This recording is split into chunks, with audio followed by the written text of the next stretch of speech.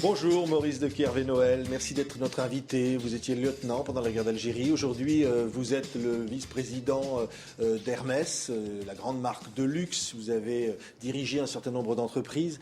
Mais j'allais dire, votre passé, ce que vous avez vécu pendant la guerre d'Algérie, vous amène à témoigner dans un livre formidable qui vient d'être publié, consacré aux harkis. Pourquoi vous avez eu, en quelque sorte, et selon vous, selon vos propres mots, envie de rendre justice aux harkis ? Parce que les harkis, c'est quand même des hommes avec qui j'ai vécu des mois et des mois une amitié guerrière dans la montagne au quotidien. Et la façon dont on les a abandonnés m'a profondément choqué. J'ai eu la chance de pouvoir ramener avec moi en France ceux qui voulaient rentrer. Et alors, j'ai eu aussi la chance de pouvoir les intégrer dans des circuits qui fait que globalement, leur insertion s'est très bien faite en France, mais qu'en fait, j'ai été très choqué, si vous voulez, par la condition qui est faite aujourd'hui aux quelques harkis restant en vie et surtout à leurs descendants qui sont à cheval entre deux mondes. Oui. Le 14 avril dernier, le président Nicolas Sarkozy a reconnu la responsabilité du gouvernement français dans, je cite, l'abandon des harkis. C'était un peu tard. C'était un peu tard et probablement un petit peu électoral, mais je veux dire, mieux vaut tard que jamais. Et je pense que pour ces gens qui ont vécu avec beaucoup d'amertume l'abandon par la France et le mépris dans lequel ils ont été tenus, certains y ont été mis dans des camps, cette reconnaissance, pour tardive qu'elle fut, est quand même quelque chose qui compte beaucoup pour eux, et j'en suis reconnaissant au président Sarkozy. Aujourd'hui, Maurice de Kervé-Noël, ils sont considérés, ces harkis, comme des traîtres, encore en Algérie, comme des collabos. Je pense, si vous voulez, que pas seulement en Algérie, je pense que pour beaucoup d'Algériens, et référez-vous à ce que nous, on a vécu à la fin de la Deuxième Guerre mondiale, pour beaucoup d'Algériens, ce sont des collabos et leurs enfants des descendants de collabos, et d'un autre côté, ils ne sont pas merveilleusement accueillis en France. Donc c'est des gens qui sont à cheval entre deux mondes et ils méritent d'être aidés. Oui, on va revenir sur ce que vous avez vécu. Vous êtes donc sous-lieutenant pendant cette guerre dite de pacification. Quelles sont vos premières rencontres avec les harkis ? Alors, j'avais déjà eu des rencontres avec des soldats musulmans, puisque moi j'avais fait HEC et je m'étais engagé en Algérie, ce qui était un petit peu à contre-courant de tous les gens de ma génération et des gens d'HEC. Mais moi j'avais considéré à l'époque que dans la mesure où quelqu'un de moins gâté que moi dans la vie était appelé, ne pouvait pas s'y dérober, je n'avais pas tellement de raison de trouver des combines, des sursis me permettant d'éviter. Donc je suis parti en Algérie comme simple soldat. J'ai fait 4 mois de classe dans des conditions difficiles dans les banlieues d'Alger où c'était un combat urbain et pénible.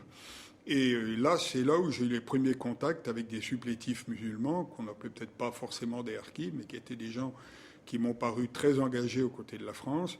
Puis l'armée a considéré que je pouvais faire un officier. On m'a renvoyé en France faire 6 mois d'école d'application, comme on disait, à Saumur. Et je suis reparti en Algérie. Et c'est là où, à mon arrivée en Algérie, on m'a confié ce qu'on appelait une EHARKA, c'est-à-dire une trentaine de soldats musulmans supplétifs. Quelles sont vos relations avec ces soldats, ces harkis ? Alors, quand je suis arrivé, c'était une ambiance très difficile. Mon prédécesseur avait été tué par les Félagas. C'est un homme qui, je ne veux pas le critiquer, mais avait eu une politique très brutale à l'égard de l'ennemi, ce que moi j'ai toujours considéré qu'il fallait respecter son ennemi. C'est-à-dire la torture ? Je dirais peut-être pas de la torture, mais des choses que je trouve tout à fait effrayantes. Quand il tuait des Félagas, il coupait les oreilles et il défilait à cheval dans le Douar avec les oreilles, un collier d'oreilles. Donc vous imaginez la réaction des mères, des femmes, des filles. Vous avez toujours, vous, condamné, vous le dites, la torture, les viols. Vous avez demandé que ça vous soit dénoncé, mais vous avez vous-même assisté à de la torture. J'ai eu l'occasion à 2 ou 3 reprises d'assister à la torture. Elle a été beaucoup moins banalisée qu'on l'a dit, mais ce sont des choses qui existaient. En cours d'opération, j'ai eu l'occasion de le voir. Si vous voulez, le problème de la torture, c'est que c'est une chaîne. C'est-à-dire que vous êtes officier, vous prenez une piste, vous avez 24-25 ans, vous avez la responsabilité d'une vingtaine de jeunes qui sont dans un camion militaire, un AFTRAC, et hop, on chope un type et on sait qu'il a posé une mine sur la route. À ce moment-là, il faut que le type parle. Il y a toutes les armées du monde, les Américains, les Israéliens. On secoue un peu le type pour le faire parler. À la limite, ça peut se défendre, ça peut se comprendre. Mais le drame, c'est qu'une fois que vous avez commencé dans cette voie-là, Ensuite, l'homme en question, vous voulez connaître son réseau. Et puis vous mettez en place un système de renseignement. Puis vous arrêtez des gens. Et de fil en aiguille, vous créez un système nazi. C'est pour ça qu'avant même de partir, moi je m'étais dit, quelle que soit l'ambiance, tu ne tortureras point. Et j'ai bien fait parce qu'on s'aperçoit qu'on s'endurcit, si vous voulez. Quand vous avez eu des copains, où il y a eu dans mon régiment des infirmières et un aumônier massacré, dont on a retrouvé les corps très très abîmés, il est sûr que quelque part au fond de vous, ça vous durcit et ça appelle une volonté de vengeance. Mais il ne faut pas y céder. Ouais. Les harkis, vous avez des relations amicales, je dirais presque. Vous racontez dans ce témoignage, ils vous réchauffent la nuit.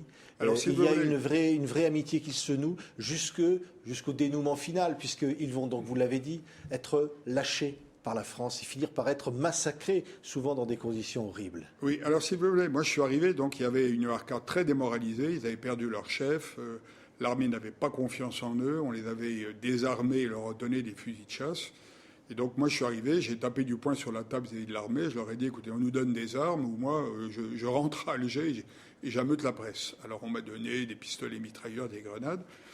Et puis on était 3 Européens avec 30 harkis autour de nous et un douar de 3000 habitants, pas forcément sympathique. Et donc moi je me suis dit que je ne pouvais pas vivre dans l'angoisse. Rappelez-vous qu'à cette époque on était parti pour faire 3 ans de service militaire. Je me dis, je ne vais pas vivre dans l'angoisse, donc s'ils doivent me tuer, qu'ils le fassent vite. Et donc j'ai pris un groupe d'une dizaine ou quinzaine de harkis. Je suis parti dans la montagne, dans un endroit complètement perdu. On a, comme on disait, crapahuté. Et puis au bout d'un moment, je leur ai dit, je suis fatigué. J'ai posé ostensiblement mon arme, mon pistolet mitrailleur à 1,50 m de moi, et je leur ai dit, vous gardez, vous chauffez, pendant que je dors. Et ça a complètement basculé. Ils se sont dit, le lieutenant, il nous fait confiance. Et à partir de ce moment-là, on a noué une amitié, je dirais, quelque chose, si vous voulez, j'appartiens à une vieille famille, que je dirais quelque chose d'assez médiéval, vous voyez. Ce sont des gens qui ont une générosité dont on n'a plus idée, d'ailleurs les Algériens en général, dont on a assez peu idée dans nos villes et nos civilisations occidentales.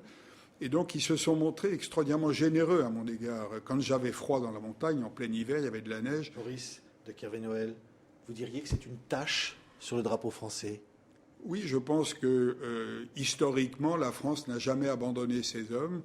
Elle l'a en partie fait en Indochine et elle l'a fait là et c'est pas bien. Et l'Algérie aujourd'hui, quel regard devrait-elle porter sur les harkis, la France? Alors, si vous voulez, moi sur l'Algérie, j'ai un point de vue qui est un point de vue qui peut choquer. Moi, j'aime les Algériens et quand je vois l'Algérie, j'ai un peu l'impression de voir un adolescent qui n'a pas tout à fait fini sa crise de croissance. Ces adolescents qui ont un peu des boutons, qui sont un petit peu revendicateurs.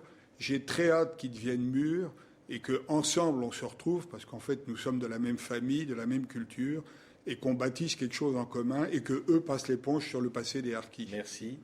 Le livre s'appelle Harkis, soldats abandonnés, les témoignages publiés chez XO Éditions avec une préface du regretté Pierre Schonderfer. Merci d'avoir été notre invité. Merci.